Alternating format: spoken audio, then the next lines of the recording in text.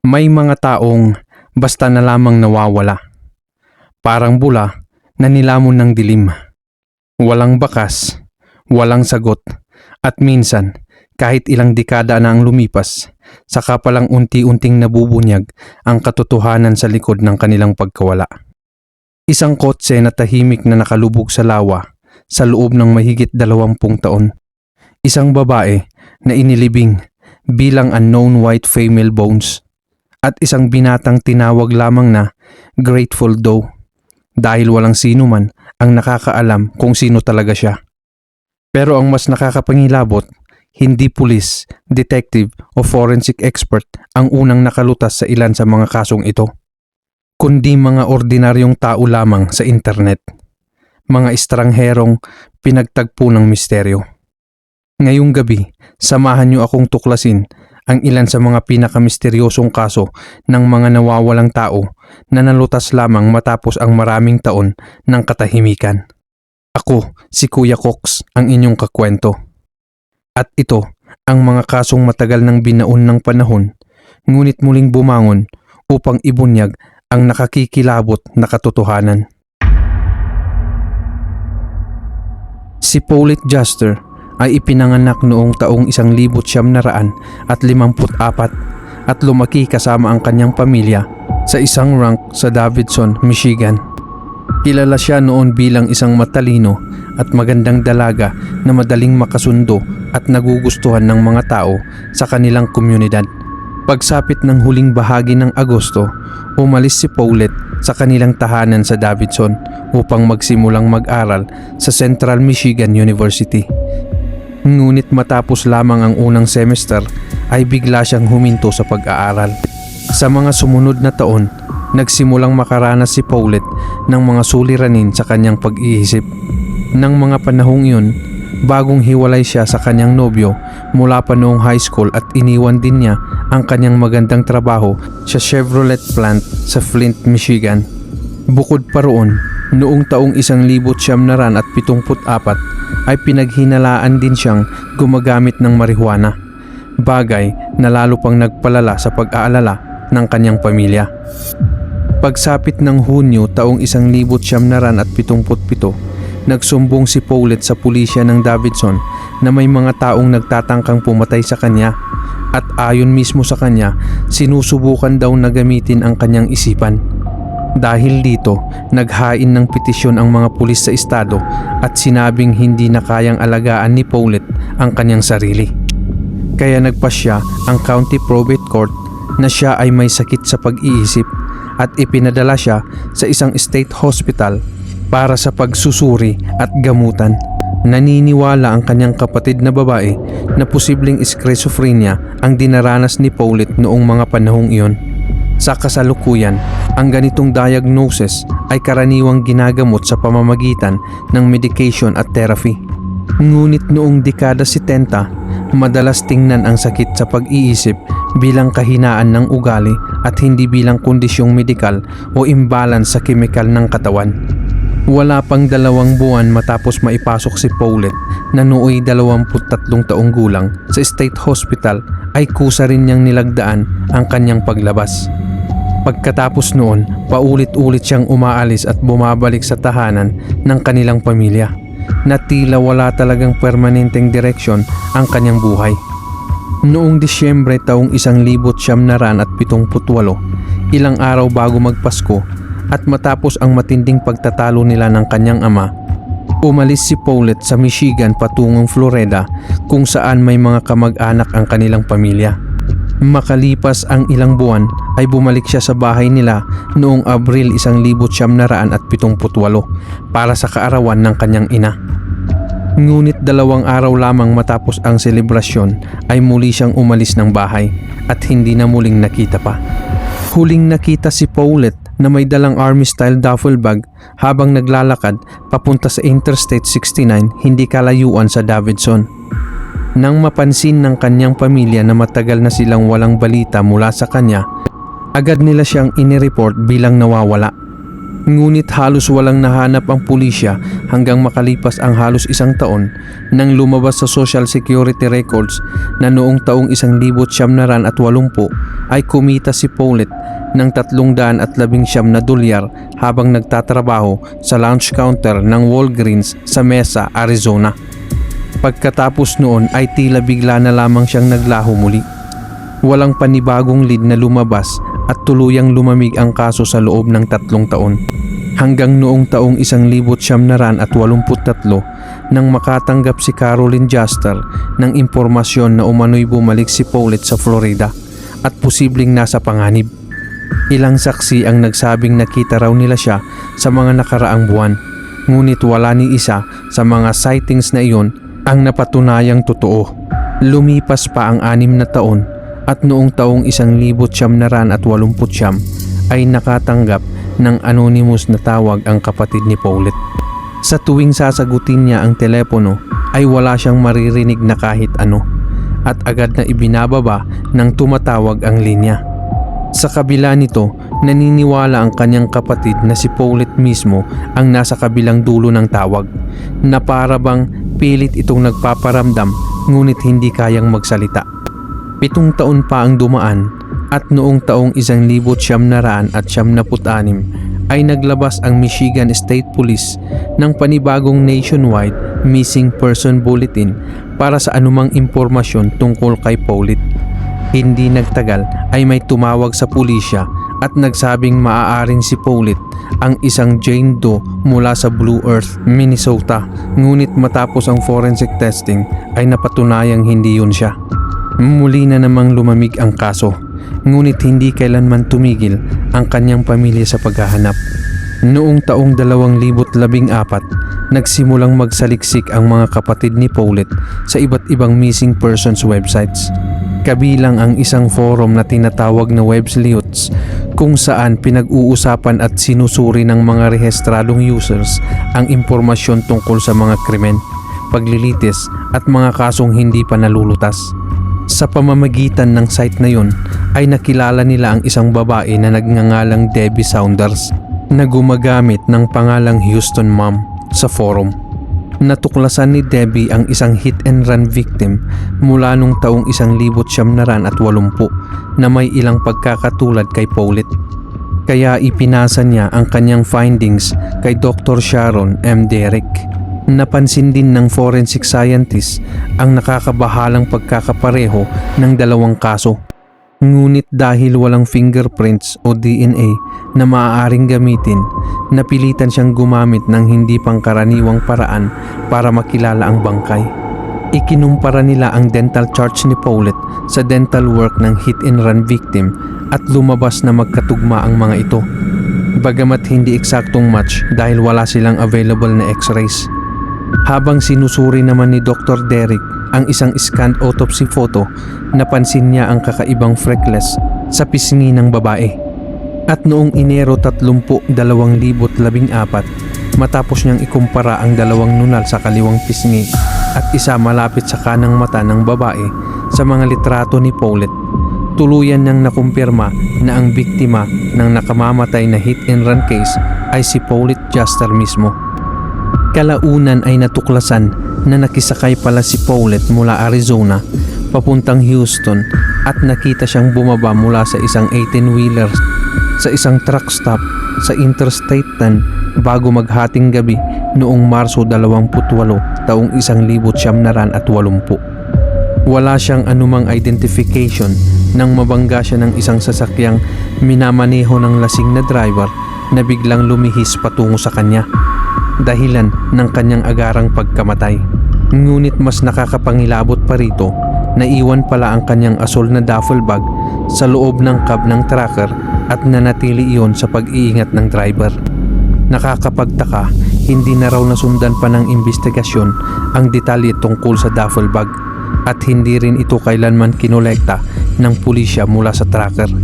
Ayon sa ulat ng Harris County Sheriff's Office, ang babaeng iyon ay nabangga ni Robert S. Kowick na 23 taong gulang noon.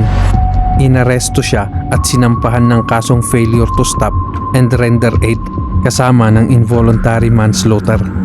Kalaunan ay umamin si Kowick sa kasong hindi paghinto matapos ang aksidente noong Hulyo taong 1980 ay sinintensyahan siya ng 5 taong probation. Samantala, inilibing si Paulette sa Houston bilang isang hindi kilalang Jane Doe at mula nung taong 1980 hanggang taong 2014 ay iyon lamang ang pagkakakilanlan niya. Ngunit matapos ang positibong pagkilala sa kanyang katawan, ang kanyang dating libingan na dati may case number lamang ay napalitan din sa wakas ng isang plaka na may nakasulat na pangalan niyang Paulette Juster, kasama ang kanyang petsa ng kapanganakan at kamatayan. Si William Earl Moult ay isang 40 anyos na mortgage broker mula sa Florida. Noong gabi ng ika-7 ng Nobyembre taong 1977, pumunta siya sa isang club sa Lantana, Florida. Hindi naman kilala si William bilang malakas uminom. Sa katunayan, bihira lang talaga siyang uminom ng alak.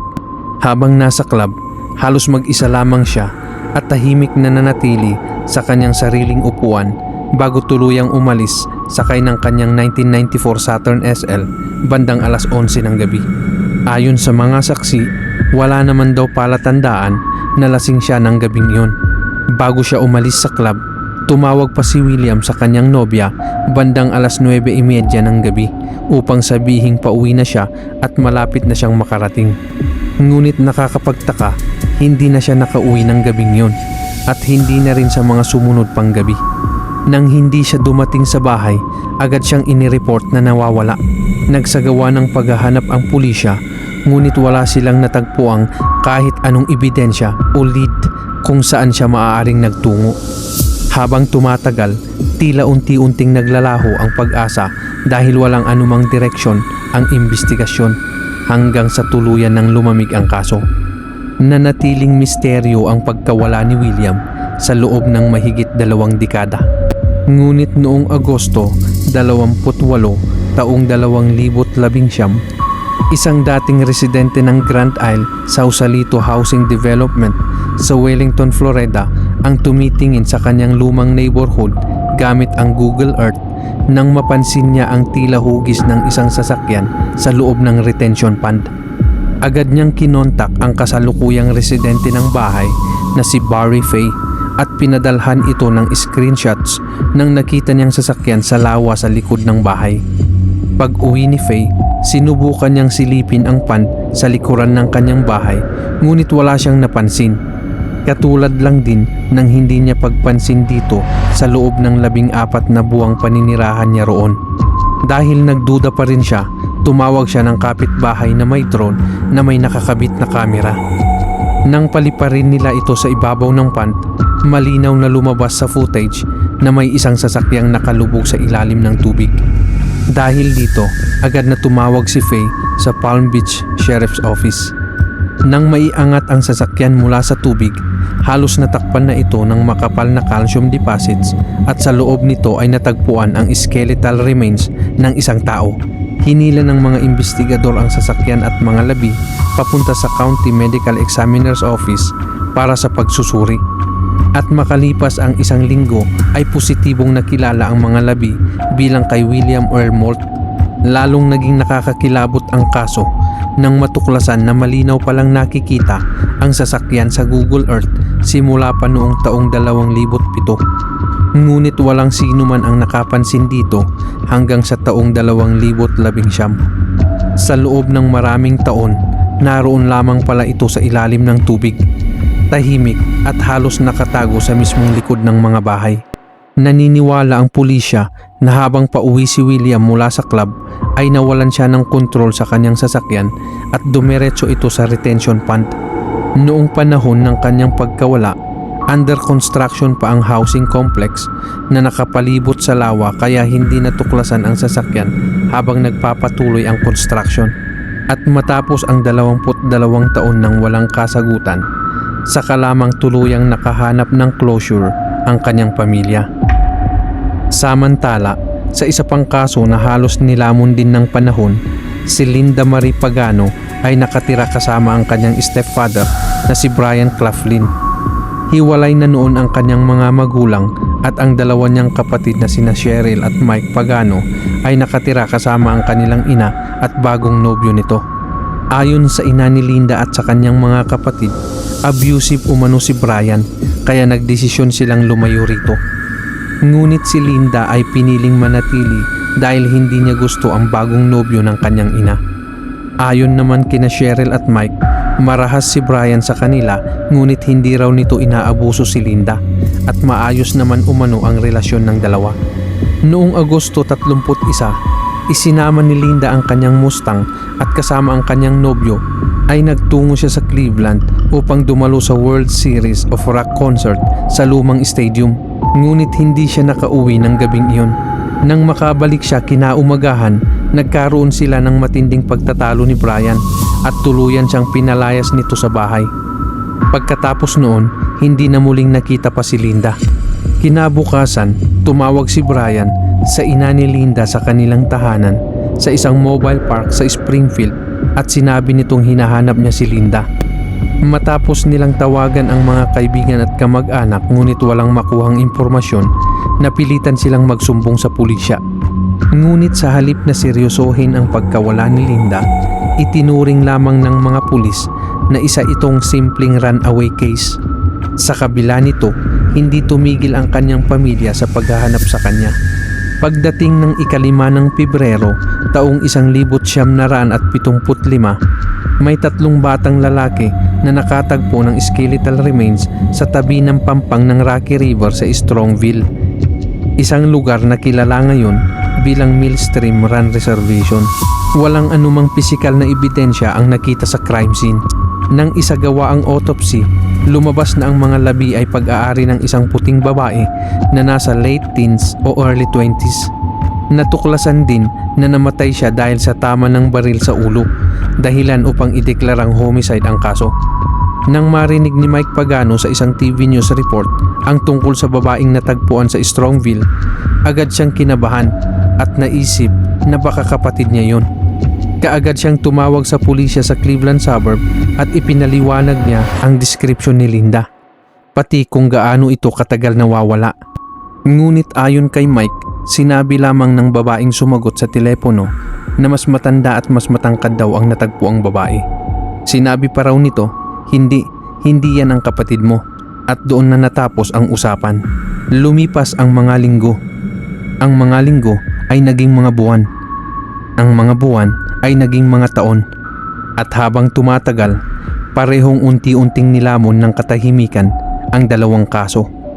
Na para bang may mga sagot na matagal nang nakabaon, naghihintay lamang na muling matuklasan.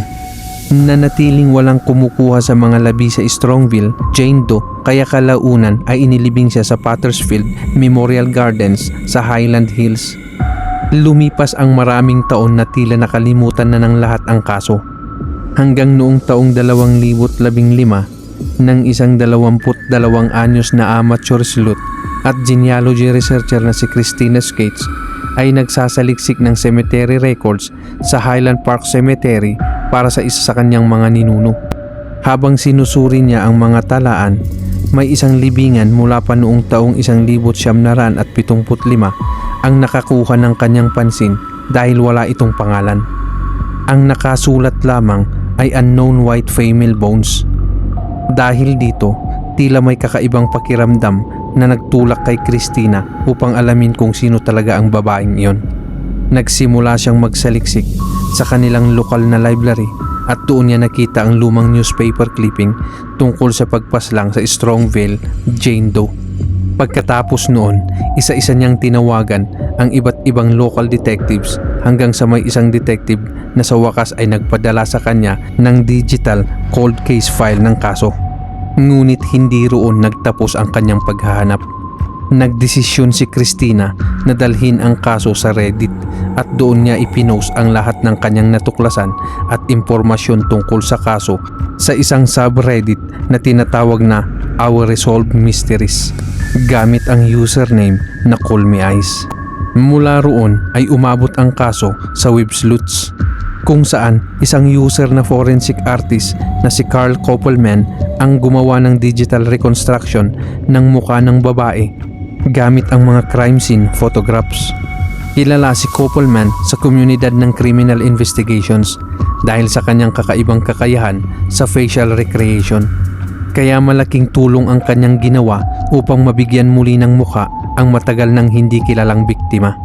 Nakakapagtaka rin na hindi kailanman nailista ang babae sa mga public database tulad ng NAMOS o Doe Network, bagamat hindi malinaw kung bakit nangyari yon.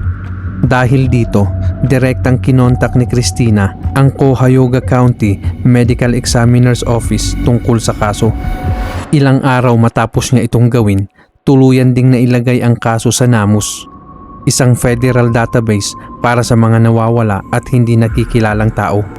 At halos agad-agad pagkatapos mailagay ang impormasyon noong Disyembre taong 2016, may napansing posibleng connection ang Akron Police at ang kanilang cold case detectives. Sinubukan nilang gamitin ang dental records upang matukoy kung ang Strongville Jane Doe ay si Linda Pagano nga. Ngunit hindi naging sapat ang resulta upang makumpirma ito. Kaya noong Oktubre taong 2017, muling hinukay ng mga otoridad ang skeletal remains sa tulong ng University of Akron na nagbigay ng magnetic at electronic surveying equipment upang matukoy ang lokasyon ng mga unmarked graves. Kumuha sila ng bone samples mula sa mga labi at isinama rin dito ang DNA samples mula kina Mike at Cheryl Pagano para sa pagsusuri. Pagkatapos ng ilang buwang paghihintay, noong Hulyo 29, taong 2018, lumabas ang resulta ng DNA testing. At doon, tuluyang nakumpirma na ang Strongville Jane Doe ay si Linda Pagano. Hanggang ngayon, sinusubukan pa rin ng pulisya na malaman kung sino ang pumatay kay Linda Pagano. Ang tanging taong opisyal na tinukoy bilang person of interest sa pagkawala niya ay ang kanyang stepfather na si Brian Claflin. Ngunit namatay na siya noong taong 1990 at wala nang iba pang sospek na isinapubliko matapos noon. Samantala, sa isa na namang misteryosong kaso noong Hunyo 26, taong 1995, isang 21 anyos na estudyante na nagngangalang Michael Eric Hager ang bumibiyahe mula Fairfax, Virginia patungo sa bahay ng kanyang ina sa Enmam, South Carolina nang magsakay siya ng isang 19 na anyos na hitchhiker na may magulong blonding buhok sa kanyang Volkswagen van sa Virginia. Habang nasa biyahe, pinaniniwalaang nakatulog si Michael habang nagmamaneho. Bandang 1:30 ng hapon, lumihis ang kanyang van mula sa kalsada at bumangga sa dalawang puno sa US Route 58 West sa Greenville County, Virginia. Pareho silang nagtamo ng matinding pinsala sa ulo at agad na namatay sa aksidente. Kaagad na nakilala si Michael, ngunit ang hindi kilalang hitchhiker ay walang dalang anumang identification dahil upang imposibleng malaman kung sino siya. May ilang naniniwala na pumayag si Michael na isakay ang binata dahil magkahawig sila ng estilo ng pananamit at kapwa tila tagahanga ng bandang Grateful Dead. Sa mga gamit ng hitchhiker ay natagpuan ng isang lighter, ilang barya at 2 scalp ticket stubs para sa concert ng Grateful Dead sa RFK Stadium sa Washington, D.C. Ang isang ticket ay para sa concert noong Hunyo 24, taong 1994 at ang isa naman ay para noong Hunyo 25, taong 1995. Bukod dito, may nakita ring note malapit sa kanyang katawan na may nakasulat, "Jason, sorry we had to go. See you around. Call me, Caroline T. and Caroline O." May kasama ring phone number na may 914 prefix ngunit walang area code. Sinubukan itong sundan ng pulisya ngunit nauwi lamang ito sa dead end. Dahil wala siyang anumang identification, tinawag na lamang ng mga investigador ang hindi kilalang hitchhiker bilang Grateful Doe. Maging ang fingerprint analysis ay nabigong tukuyin kung sino talaga siya. Dahil din sa tindi ng mga sugat at lacerations sa kanyang muka, hindi maaaring ilabas sa publiko ang mortuary photographs niya. Sa halip, isang facial reconstruction lamang ang inilabas kalaunan upang subukang makilala siya. Noong taong 2012, gumawa muli ng panibagong facial reconstruction ang National Center for Missing and Exploited Children. Ngunit kahit may mga bagong larawan at panibagong pag-asa, lumipas pa rin ang mga araw. Naging mga buwan at ang mga buwan ay naging mga taon hanggang sa muli na namang lamunin ng katahimikan ang kaso. Pagkalipas ng 20 taon, sa kabilang panig ng mundo sa Queensland, Australia, nagsimulang mahilig ang isang Reddit user na si Laila Betts sa mga unsolved mysteries. Habang nagsasaliksik siya ng iba't ibang kaso, napadpad siya sa isang misteryosong kaso ng Grateful Doe, ang aksidenteng ikinamatay ng 2 lalaki sa isang car crash kung saan ang isa ay nakilala agad, ngunit ang isa ay nananatiling walang pangalan sa loob ng maraming taon. Halos agad na nahatak ang kanyang atensyon sa kwento ng hindi kilalang hitchhiker. Noong Enero taong 2015, gamit ang username na Grey Metal, gumawa si Laila ng isang post sa Imgur na may pamagat na "Do you recognize me? I have been without my name for nearly 20 years." Bilang pag-asang may makakilala sa binata. Kasabay nito, gumawa rin siya ng Reddit community na tinatawag na Our Grateful Doe upang maipon at masubaybayan ang lahat ng posibleng lead sa kaso. Hindi nagtagal, libu-libong tao ang sumali sa komunidad at halos ilang oras bawat araw ang ginugol ni Laila sa pagmomoderate ng grupo. Pagsagot sa mga comments, pakikipag-ugnayan sa law enforcement at pagpo-post ng updates tungkol sa investigasyon. Pagkaraan ng ilang panahon, nakatanggap siya ng mensahe sa kanyang Reddit inbox mula sa isang lalaking nagngangalang Steve. Ayon kay Steve, pamilyar sa kanya ang mukha ng lalaking nasa composite sketch. Pakiramdam daw niya ay kamukha ito ng dati niyang roommate mula Illinois, isang lalaking ang pangalan ay Jason. Hindi niya alam ang buong pangalan nito at first name lamang ang kanyang natatandaan. Inilarawan niya si Jason bilang isang batang malaya ang pamumuhay, parang hippie surfer at mahilig sa kakaibang lifestyle. Noong mga panahong iyon, nagtatrabaho raw si Jason sa isang lokal na McDonald's at madalas pag-usapan ang mga paksa tulad ng atheism at hallucinogens. At katulad ng hindi kilalang hitchhiker, isa rin daw si Jason sa matinding tagahanga ng Grateful Dead.